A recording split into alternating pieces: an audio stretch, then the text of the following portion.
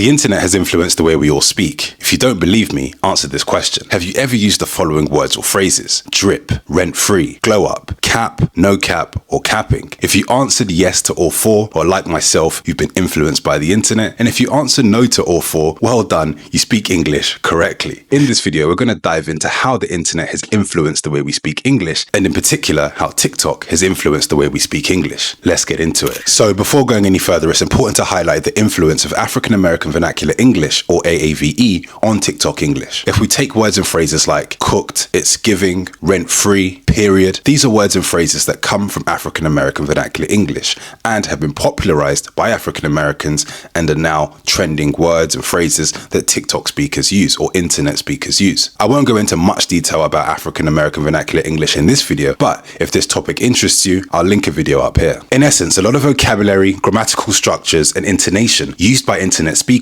can trace their roots to AAVE. So now that we've got the background out of the way, let's discuss some key components of TikTok English. The first is that nouns can become verbs by simply adding ing. For example, the math ain't mathin'. Now shout out to Killer Cam for popularizing this over 15 years ago. He said, I get the boosters boosting, computers putin', and back then people called him crazy, but nowadays everybody's doing this. That dress ain't dressing, that drip ain't dripping, or the drip is dripping, the math ain't mathin', etc, etc. I'm sure you've heard it, but listen to this example. What's keeping you guys in?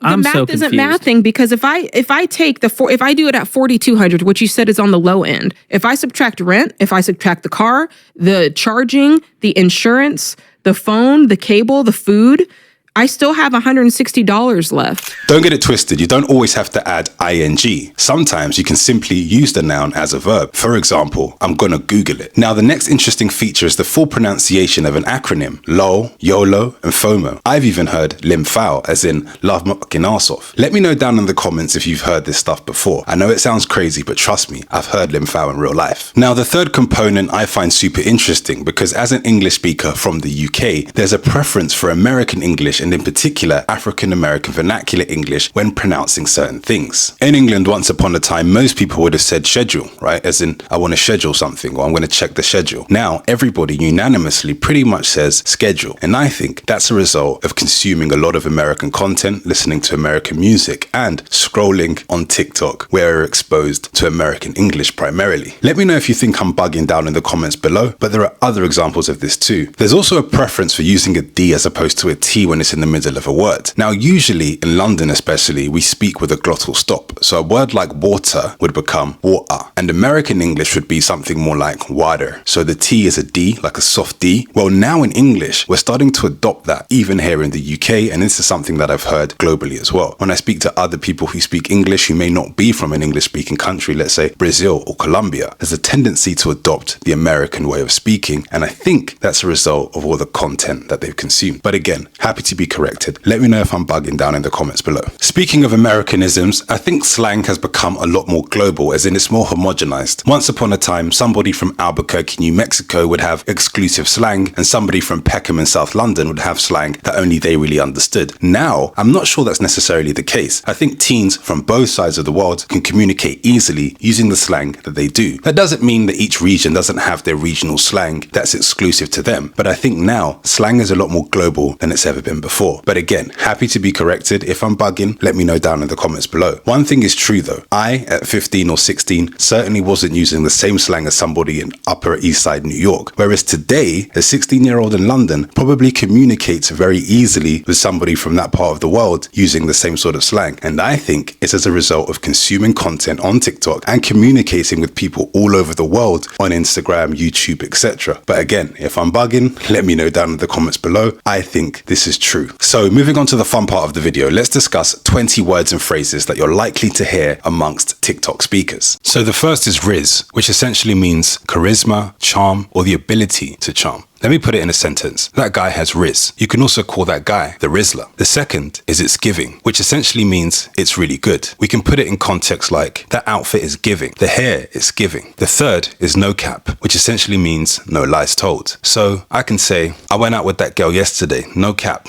Now somebody can say you're capping, which means you're lying. The fourth is period, which essentially means full stop, like it's done. As in, I'm going out, I don't care what you say, period. The fifth is slay. and this is often used to hype somebody up. Say somebody's wearing a great outfit. A girl might say to another girl, slay girl. The sixth is drip, which essentially means fit or outfit, or something that's good as it pertains to fashion. You can also use it to describe what you're wearing, as in, I like his drip. Let me see your drip. The seventh is gyat, and you lot know what that means, so I'm not going to go over it here. The eighth is cooked, as in, your hairline is cooked, bro. The ninth is peeled. Again, you don't know what that means, so I'm not finna go through it right here. The 10th is bouge or bougie, which essentially means elite or rich. Now, this one is very similar to standard English, although most standard English speakers won't use this word as much as TikTok English speakers or internet English speakers would. The 11th is to touch grass, which essentially means to take some fresh air, to go outside, to see the real world. And I think some of you need to do that, myself including. The 12th is in my insert thing era. So you can say, I'm in my content creator era, or I'm in my villain era, or I'm in my dark era. Basically, you can put anything in front of era to describe where you are at a current point in your life. The 13th is rent-free, which essentially means thinking about something all the time, as in that girl lives rent-free in your head, bro.